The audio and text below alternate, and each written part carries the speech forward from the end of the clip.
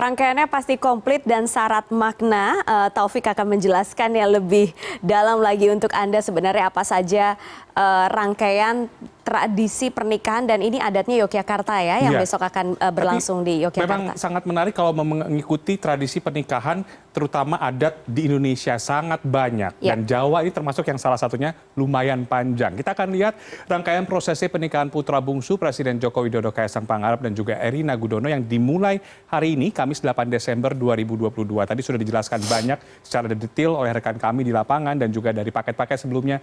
Ada banyak rangkaian hingga acara puncaknya berupa ngunduh mantu, kirab dan juga pesta rakyat serta tasyakuran yang akan dilangsungkan di Solo pada Minggu. Nah, prosesi yang pertama kita akan lihat tadi sudah dijelaskan juga terkait dengan semaan Al-Quran dan pengajian. Kegiatan ini banyak digelar, akan digelar maksudnya di kediaman Kaisang maupun Erina. Sudah tadi jam 9 pagi hingga jam 12 siang dan sore hari. Tapi apa itu sebenarnya semaan Al-Quran? Semaan sebenarnya berasal dari bahasa Arab, yakni sami'a yasma'u. Semaan Al-Quran merupakan tradisi membaca, kemudian menyimak, dan juga mendengarkan Al-Quran, ayat-ayat suci Al-Quran.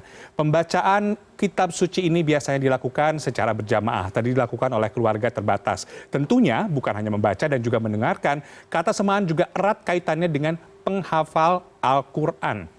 Kegiatan semaan sebelum pernikahan sebenarnya tidak wajib, tapi banyak yang dilakukan oleh umat Islam, tujuannya agar membawa keberkahan tentunya dan kelancaran menuju hari pernikahan. Selanjutnya kita lihat tradisi yang tadi mungkin belum sempat disebutkan, yaitu nyantri. Nah, berdasarkan data dari Dinas Kebudayaan Daerah Istimewa Yogyakarta, nyantri ini merupakan adat dalam upacara perkawinan yang mengharuskan calon pengantin pria datang dan bermalam di rumah calon mertua pada waktu midodareni, 1 hari sebelum upacara nikah dan panggih.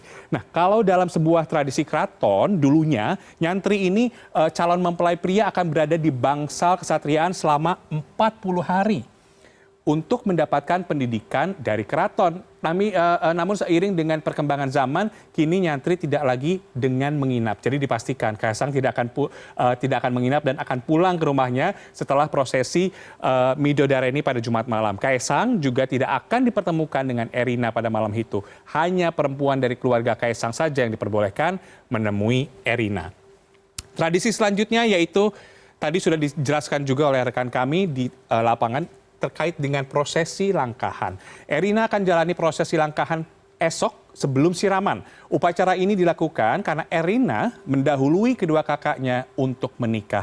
Prosesi langkahan zaman dulu dilakukan dengan memberi sesuatu yang diminta oleh kakak untuk mendapat izin melangkahi pernikahan. Tapi kini terdapat perubahan pada tradisi langkahan. Hanya pisang sanggan dan seperangkat baju yang menjadi sesuatu yang diberikan kepada kakak sebagai syarat langkahan.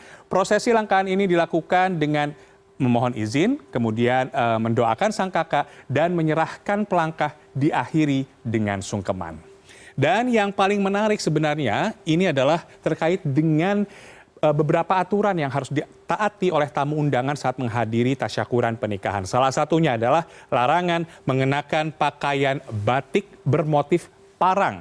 Larangan ini disampaikan langsung oleh Wali Kota Solo alias kakak dari Kaisang, yaitu Gibran Rakabuming Raka.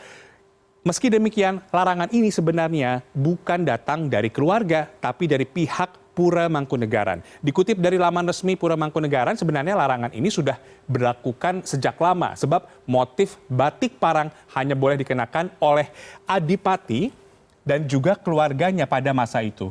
Dan saat Mataram berkuasa, motif batik ini hanya boleh digunakan oleh para raja dan juga keturunannya. Aturan itu juga berlaku hingga awal kemerdekaan. Tapi seiring waktu, motif parang juga digunakan oleh masyarakat umum. Meski demikian, orang di lingkungan Keraton Surakarta, Yogyakarta, Mangkunegaran, dan juga Pakualaman masih dilarang mengenakan motif batik ini. Kita ikuti saja aturannya ya. Dan besok Jumat dijadwalkan akan berlangsung pemasangan BLEKTP di rumah Erina, dilanjutkan dengan siraman di rumah kedua calon mempelai dan malam midodareni di rumah Erina. Acara inti kemudian akan berlangsung di Yogyakarta dan Kaisang dan Erina akan menggelar akad nikah di Pendopo Agung Ambarukmo, Yogyakarta pada Sabtu dan tasyakuran atau resepsi di Pura Mangkunegaran Solo pada Minggu.